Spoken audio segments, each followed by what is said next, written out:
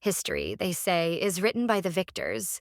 But what happens when the victor is a woman who wasn't even supposed to be in the ring? We're talking about women who were dismissed, underestimated, and surrounded by men just waiting for them to fail. And yet, they didn't just survive, they conquered. So how did a teenage princess, a foreign-born duchess, and a low-ranking concubine manage to steal three of the biggest empires on the planet? Today, we're diving into the ruthless ambition and brilliant schemes of Cleopatra, Catherine the Great, and Empress Cixi, the queens who were never meant to rule. Let's be real, for most of history, the story of power has been a total boys' club. Kings, emperors, warlords, their stories are everywhere.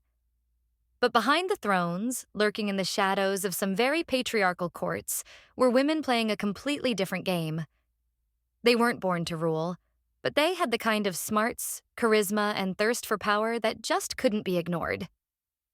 This is the story of three of them, who clawed their way out of obscurity to take control of nations at the absolute peak of their power.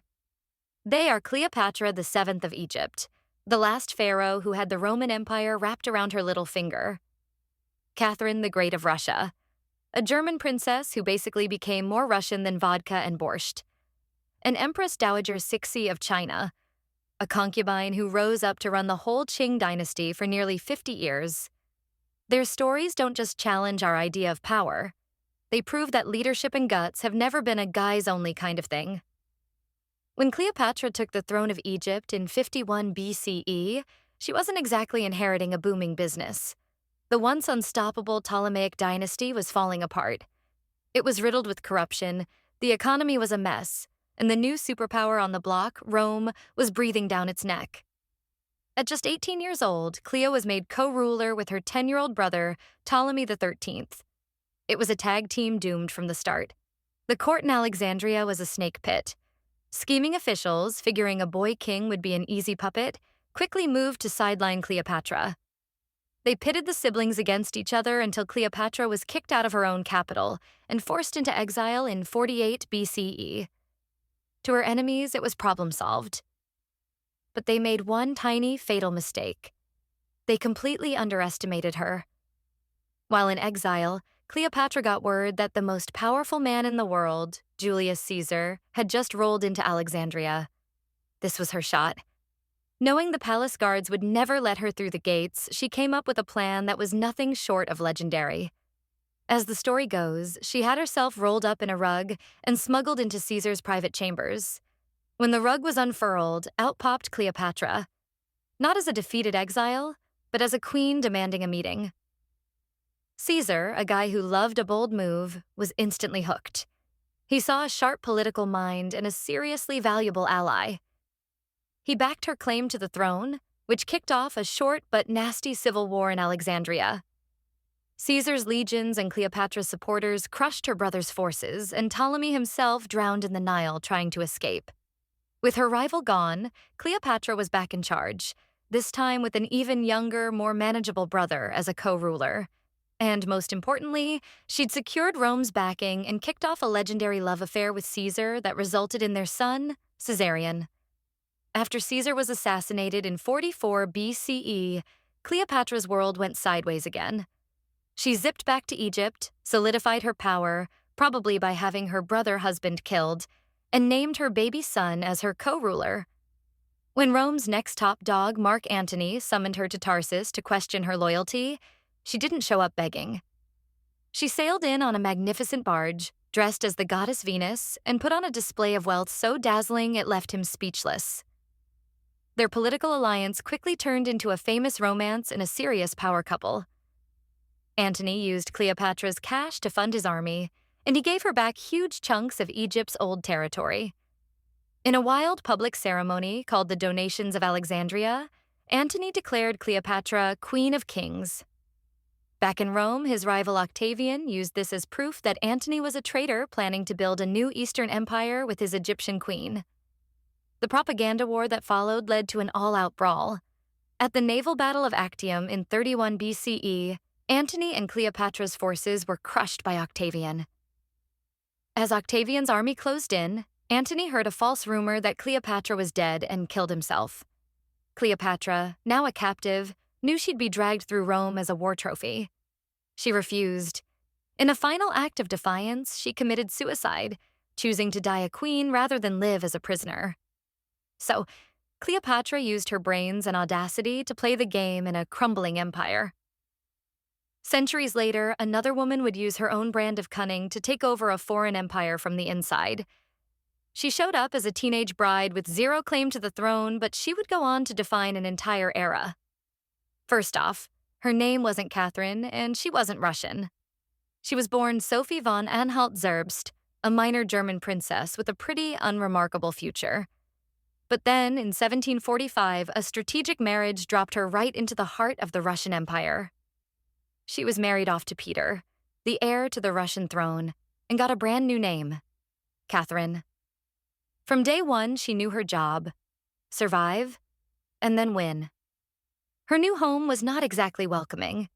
The reigning Empress Elizabeth was suspicious of her, and her own husband, Peter, was an immature train wreck who liked playing with toy soldiers more than he liked running a country. Their marriage was a complete disaster. While Peter was busy ticking everyone off by fanboying over Russia's enemy, Prussia, Catherine was busy making friends with all the powerful people he ignored. She threw herself into becoming Russian, mastering the language and converting to the Orthodox faith. She charmed nobles, military officers, and the public, who saw a dedication in her that their own future emperor clearly lacked. In 1762, Empress Elizabeth died, and Peter became Emperor Peter III. His reign lasted 6 months, and it was a masterclass in how to fail. He angered the church, the army, and the nobility. Catherine saw her chance. With the help of her lover, a military officer named Grigory Orlov, she pulled off a brilliant and bloodless coup. In July 1762, the army regiments in St. Petersburg switched their allegiance to her. Peter was forced to abdicate and was assassinated just days later by Catherine's supporters in a mysterious accident that historians still love to debate. Just like that, Catherine the German princess became Catherine the Great, Empress of all Russia. She ruled for 34 years in what became known as Russia's Golden Age. Inspired by the Enlightenment, she wrote letters to philosophers like Voltaire and tried to reform her massive empire. She started the first state-funded school for girls and was a huge patron of the arts and sciences. Her rule was also about expansion, and she was very good at it. She won wars against the Ottoman Empire, securing Russia's southern border on the Black Sea, and she oversaw the partitioning of Poland, gobbling up huge new territories for Russia. But there was a dark side. For all her talk of Enlightenment ideals, she made life even worse for Russia's serfs, tying millions of peasants to the land. This powder keg eventually exploded in the Pugachev Rebellion, the biggest peasant revolt in Russian history. A Cossack claiming to be her dead husband, Peter, rallied thousands with promises of freedom.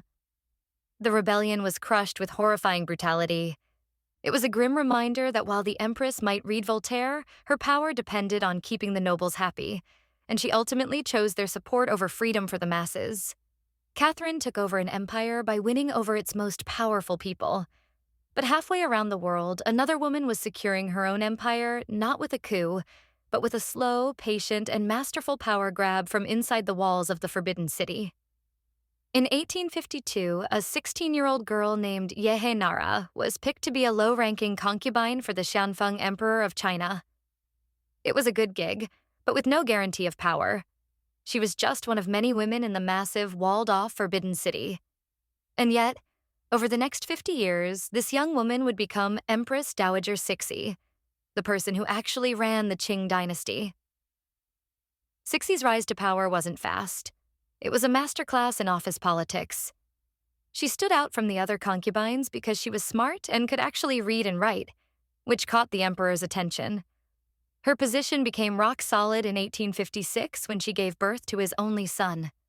When the emperor died 5 years later, her 5-year-old boy took the throne. This officially made Cixi the Empress Dowager, but tradition said a council of 8 powerful men would rule for her son. Women weren't allowed anywhere near politics. But Cixi had no plans to just sit there and look pretty. She teamed up with Empress Qian, the late emperor's main wife, and Prince Gong, the emperor's brother. In a bold move called the Xinyu coup, they outplayed the regents, kicked them out, and took over themselves. From that day on, Cixi was the most powerful person in China. Since tradition said a woman couldn't be seen by male officials, she famously ruled from behind the curtain, literally shouting orders from behind a screen where her young son sat. Everybody in the room knew who was really calling the shots. She ruled during one of the most chaotic periods in Chinese history. The dynasty was fighting off huge rebellions and dealing with aggressive Western powers. Early on, she supported the self-strengthening movement, an effort to modernize China's military and economy with Western tech while keeping traditional values. But her legacy is complicated. When her son died in 1875, she kept her grip on power by installing her 3-year-old nephew as the next emperor, letting her continue to rule. Later, she was blamed for her disastrous support of the anti-foreign Boxer Rebellion in 1900, which led to a crushing defeat. And yet, after that very defeat, she launched a new set of massive reforms. So was she a tyrant who doomed her dynasty, or a brilliant survivor who held China together when it should have fallen apart? The truth is probably somewhere in the middle. She was a political genius who held on to immense power for nearly 50 years, steering the country through storms that would have sunk almost any other leader. Cleopatra, Catherine the Great, and Empress Dowager Cixi. 3 women, 3 continents, separated by centuries, but all sharing one thing in common. They were never supposed to be in charge. Their paths to power were blocked by tradition, by rivals, and by the simple fact that they were women. But through sheer willpower, political genius, and a solid dose of ruthlessness, they snatched control of the world's greatest empires. Cleopatra bet everything on herself. Catherine basically reverse-engineered a new identity and then staged a hostile takeover. Cixi played the long game, mastering the insane rules of the court to rule from the shadows for half a century. Their stories aren't just footnotes. They're proof that ambition and strategy have never belonged to just one gender. They show that even when the whole system is built to keep you out, you can still break all the rules and take the crown for yourself. So, which of these powerhouse queens impresses you the most? Cleopatra's high-stakes diplomacy, Catherine's cold-blooded ambition, or Cixi's shadowy mastery of the court? Let us know down in the comments.